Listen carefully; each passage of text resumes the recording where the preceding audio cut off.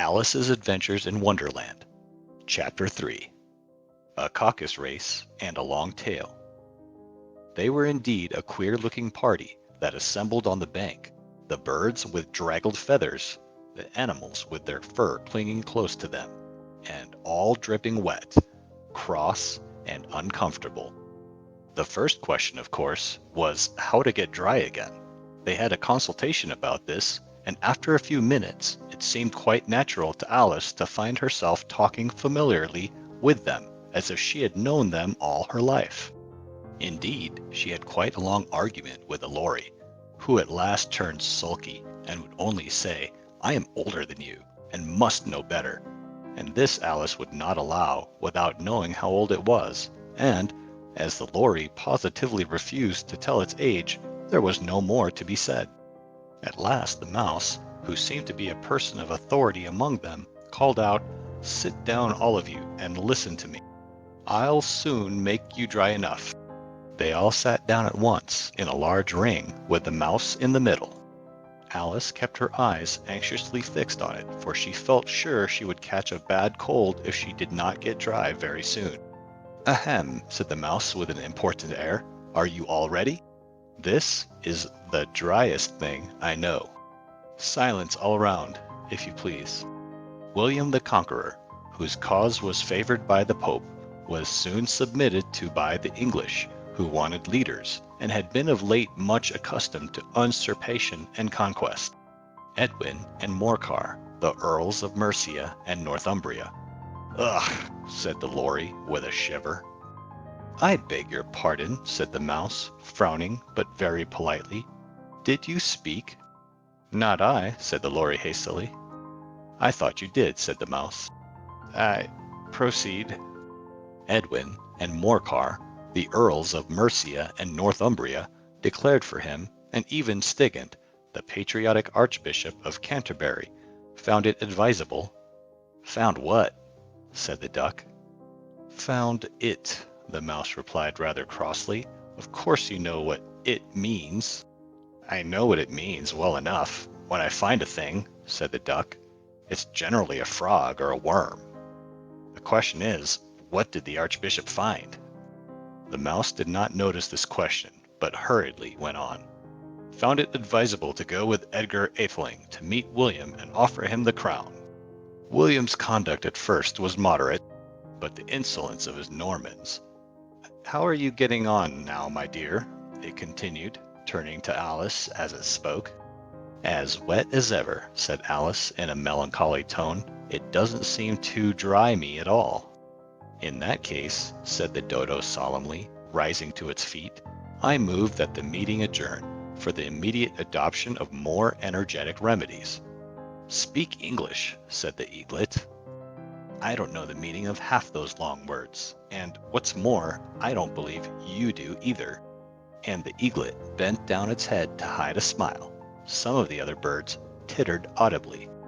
"What I was going to say," said the dodo in an offended tone, "was that the best thing to get us dry would be a caucus race." "What is a caucus race?" said Alice. Not that she wanted much to know, but the dodo had paused as if it thought that somebody ought to speak, and no one else seemed inclined to say anything.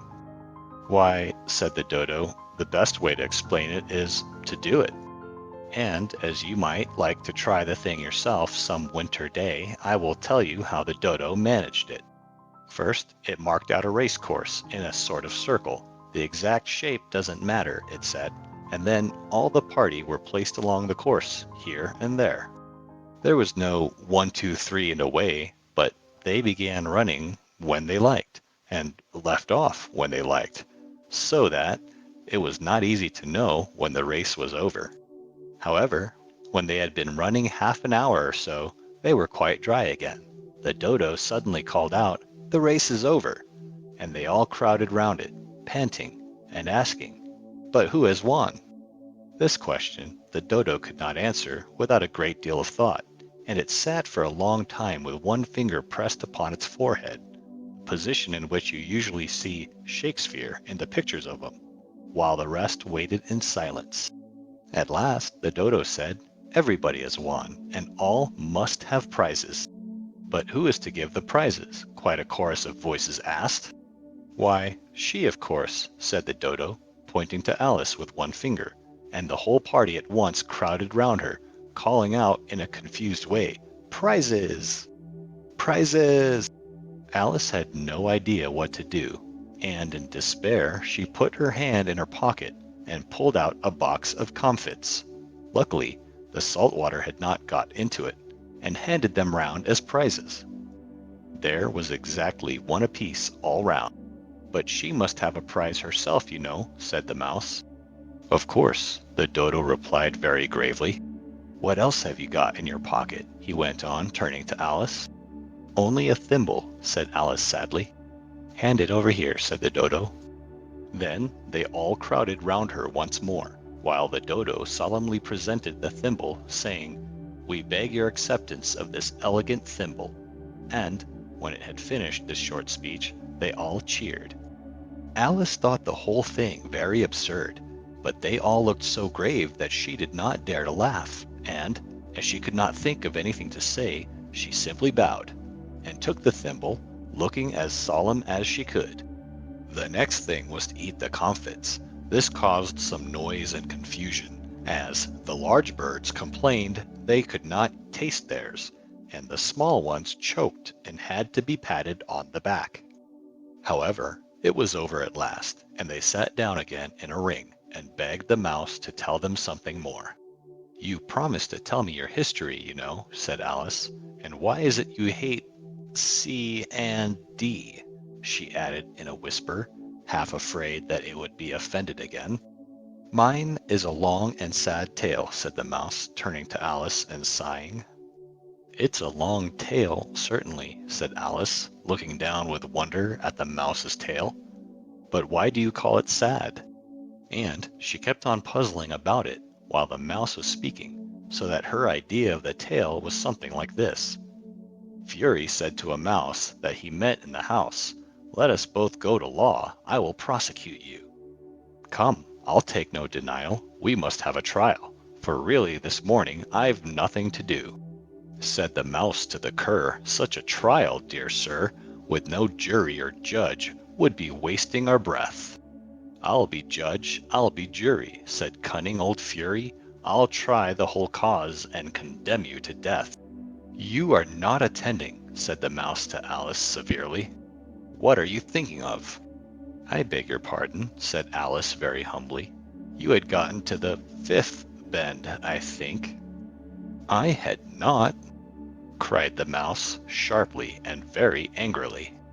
A knot, said Alice, always ready to make herself useful, and looking anxiously about her. Oh, do let me help to undo it. I shall do nothing of the sort, said the mouse, getting up and walking away. You insult me by talking such nonsense. I didn't mean it, pleaded poor Alice. But you're so easily offended, you know. The mouse only growled in reply. Please come back and finish your story. Alice called after it, and the others all joined in chorus. Yes, please do. But the mouse only shook its head impatiently and walked a little quicker. What a pity it wouldn't stay, sighed the lory, as soon as it was quite out of sight, and an old crab took the opportunity of saying to her daughter, Ah, my dear, let this be a lesson to you never to lose your temper. Hold your tongue, Ma, said the young crab a little snappishly. You're enough to try the patience of an oyster. I wish I had our Dinah here. I know I do, said Alice aloud, addressing nobody in particular. She'd soon fetch it back. And who is Dinah, if I might venture to ask the question, said the lory. Alice replied eagerly, for she was always ready to talk about her pet. Dinah's our cat. And she's such a capital one for catching mice, you can't think. And oh, I wish you could see her after the birds. Why, she'll eat a little bird as soon as look at it. This speech caused a remarkable sensation among the party. Some of the birds hurried off at once. One old magpie began wrapping itself up very carefully, remarking, I really must be getting home. The night air doesn't suit my throat. and a canary called out in trembling voice to its children, "Come away, my dears! It's high time you were all in bed." On various pretexts, they all moved off, and Alice was soon left alone. "I wish I hadn't mentioned Dinah," she said to herself in a melancholy tone. "Nobody seems to like her down here, and I'm sure she's the best cat in the world. Oh, my dear Dinah, I wonder if I shall ever see you any more." And here poor Alice began to cry again, for she felt very lonely and low-spirited.